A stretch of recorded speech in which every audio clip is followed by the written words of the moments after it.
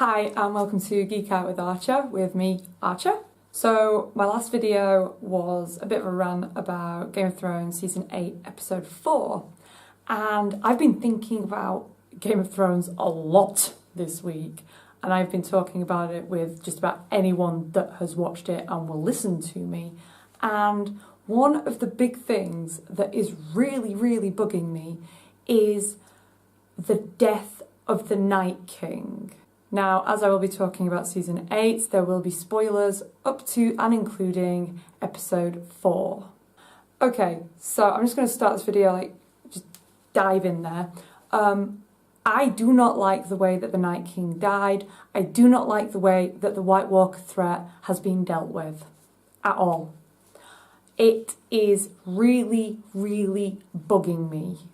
Now, in my other video, I talk about Episode 4, and I've kind of touched on Episode 3 and the Battle of Winterfell and all of that, but I don't go into much detail. In here I'm going to go into a little bit more detail because, oh my god, the Night King did not need to die there in that way. It's not good. It's not good storytelling. He is the big bad of the show. Let's just get that out there. Cersei is not the main villain. She is not the final boss of the game. She is Cersei. The final boss should have been the Night King, and to kill him halfway through the final season was such a misstep, and that is affecting the rest of this season. That is why the last episode was so bad, because the big threat now has gone. And now, just before I go any further, I'm just going to remind show viewers, I'm a show viewer, so no hate for show viewers, no hate for book readers, but although the show is called A Game of Thrones, only the first book is called A Game of Thrones. The series is called A Song of Ice and Fire. I'm assuming at some point some executive made a decision that A Game of Thrones was catchier for TV than A Song of Ice and Fire. But the series should be called A Song of Ice and Fire. I have never believed that the Iron Throne was the final main goal. A end game goal for sure, but not the goal, if that makes sense. And yeah, in the early seasons it is. We're kind of dragged into the politics and the squabbles and the fights for the Iron Throne, and it makes sense in the early seasons that that is the main goal. But as the show progresses, it becomes very apparent that that is no longer the main goal. That is not the driving force of the show. The driving force is the army of the dead that is coming to wipe out life. That is the end game. That is what the show should be building to. Before we even hear a word about the Iron Throne in the show, we are aware of the army of the dead. They are the very first scene that we see in the show, when the Night's Watch group goes out beyond the wall and they run into the Whites and they're killed and that guy deserts. We're introduced to the army of the dead. We're introduced that ice zombies are a thing. And then, almost like the characters, I guess, we're kind of pulled away from that. We're kind of made to forget it a little bit. It's in the background, and the Iron Throne is the main deal. But as the series progresses, the White Walkers and the Army of the Dead, they become more of a threat. Certainly in later seasons. And I think the turning point is the Season 5 episode Battle of Hardhome, where we're kind of introduced to the Night King as the main villain when he walks to the end of that pier, raises up all of the wildlings that have just been killed, and kind of just looks at Jon like, come at me, bro, like, what are you gonna do? At that point, the show switches, and now the Iron Throne is the background. That's our B plot. Our main plot is Jon sort of joining everybody together and saying, hey, yeah, the piece of furniture down in King's Landing, not a thing anymore. The army of the dead coming to kill us, that's the thing, that's the focus. And for that entire build-up to be ended in one episode,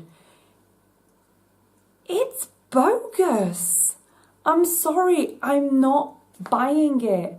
And I'm seeing a lot of theories online of people saying, that can't be it. That can't be it. There's been too much build-up. There's going to be another comeback. No. I genuinely, at this point, don't think that the writers are smart enough to bring that back in. I think that is it. The Night King is dead. The White Walkers are dead. The Army of the Dead is dead again. Cersei and the Iron Throne are the focus. I don't care. I really don't. And that was how I felt after season 8, episode 3. I was kind of like, cool. I'm not bothered about the ending anymore. The stakes have been lowered. Killing the Night King and the White Walkers in episode 3 is kind of the equivalent of killing Sauron in the middle of the Two Towers. What's your end game? You've killed off your big bad. I don't care. You've lost the build-up. And the way it happens is shocking. I'm sorry. Arya killing the Night King could have been a good setup if done correctly, but it wasn't. Arya has no links to the Night King. She has no reason to want him dead other than wanting to be alive, which I guess is a good reason. But this is a story. This is a fictional story. There are characters with better motivations for killing the Night King. I'm not even going to touch on the Prince That Was Promised prophecies and the Azor Ahai prophecies and all that. I'm not even touching that because that just got binned at some point. I don't even know what happened with that. I'm just looking at clear character motivation. Jon is the character with the best motivation for killing the Night King. And I know everyone's like, oh, that's so predictable. Sometimes being predictable is good because it means you've built to it, it means you've laid some groundwork and it makes sense. Jon killing the Night King would make sense. It would have a feeling of cool, yeah, saw it coming, but it works. Because like I said, in Hardhome, when the Night King looks at Jon as he raises the dead wildlings, it's kind of an invitation, like, what are you going to do? You can't stand up against this. And from that moment on, Jon's character is very much sort of built around this impending danger and trying to bring people together to fight it. And it builds his character, it builds his arc and his growth. He dies trying to get people to fight this guy. He's resurrected so he can continue to get people to fight this guy. And then he's left in a courtyard screaming at a dragon. A dead dragon, sure, but that's not where I want Jon to be in this battle. And yeah, the tactics in the Battle of Winterfell were terrible. I'm not even going to profess to being a tactician for battles. I'm not. And even I'm aware that if you have a castle, the best place for people to be is inside of the castle because the enemy has to breach the walls first, and you can defend walls a lot easier than you can just open plains. But the thing is with the Night King is he is built as the big bad, and it's actually done very well because the Night King never says a word in any of his appearances. He is silent, but he carries a menace. Every time he came on screen in the show, I got goosebumps. I was like, oh gosh, like what's going to happen now? He's on screen, something bad is going to happen. So for him to die so easily, it's a real letdown because the show is actually doing a really good job of making this compelling villain by not really doing much, just by having him be there. He can raise dead people. That in itself is terrifying. He can make new White Walkers with the children from Craster's Keep. He's a bad dude. But no, he's just one-shotted. Boom. And some people would be fine with that because I think some people are like, oh, well, he's like death personified, that's cool. But it's not. See, Here's the thing with the White Walkers and the mythology and lore and everything around them, which, by the way, the show gives us very little. But one key thing that it does give us is Craster's Keep. The White Walkers attack Hardhome and the Wildlings are afraid of the White Walkers. Craster is kind of afraid of the White Walkers in the sense that they're terrifying, but not in the sense that they're going to march on his little abode and kill him and all his daughter wives. He seems to have a deal with them that if he leaves them any sons he has, they leave him alone. Which, there's a cohabitation there. These aren't just mindless killing creatures. They are able to think. They are able to plan. So what was the plan? Why did they just die so easily? God, I am so annoyed by this. I'm so angry by this. They don't do anything in the Battle of Winterfell. Nothing. Nothing at all. In fact, the White Walkers might not have even, they may as well have not even shown up for as much as they do. And that was the whole plot of season 7, was Jon going to Dragonstone and bending the knee to Daenerys so that he could get Dragonglass, because Dragonglass kills White Walkers. You don't need Dragonglass to kill the Whites. It is established at Hardhome that you can smash them to pieces quite easily with regular weapons because all the wildlings are doing it at that point. But suddenly they need the Dragonglass for the Whites, but it's not for the Whites, it's for the White Walkers. But the White Walkers don't do anything in the Battle of Winterfell. We don't have one scene of anyone fighting a White Walker. We have spent seasons trying to work out who has Valyrian steel weapons because we know it's effective against the White Walkers. And at the Battle of Winterfell, we have Ser Jorah, we have Brienne, we have Jaime, we have Arya with the cat's paw dagger, and then the Dragonglass staff that Gendry makes her. We have the Hound with the Dragonglass axe. We have Jon with Longclaw. We have all these characters with these weapons that will defeat White Walkers. All these very good fighters with weapons that can be used against White Walkers, and they're never used.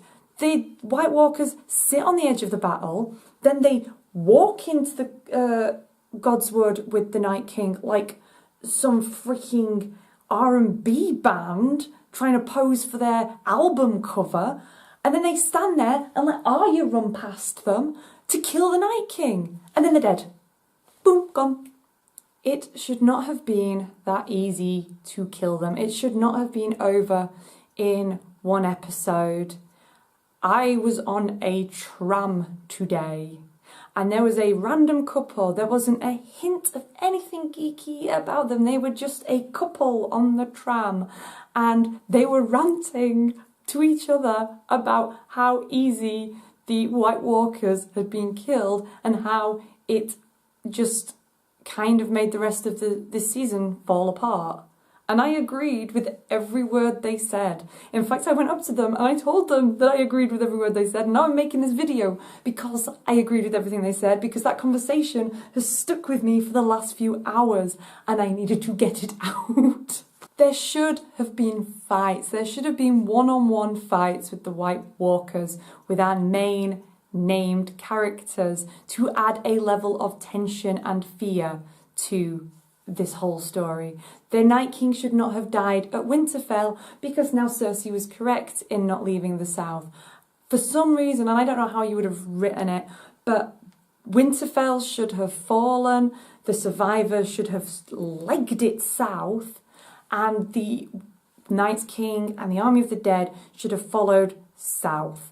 And then that would tie Cersei's story in with the Night King's story, and then all of our major characters are together. And that could sort the Cersei B plotline out with the Night King A plotline as it should have been.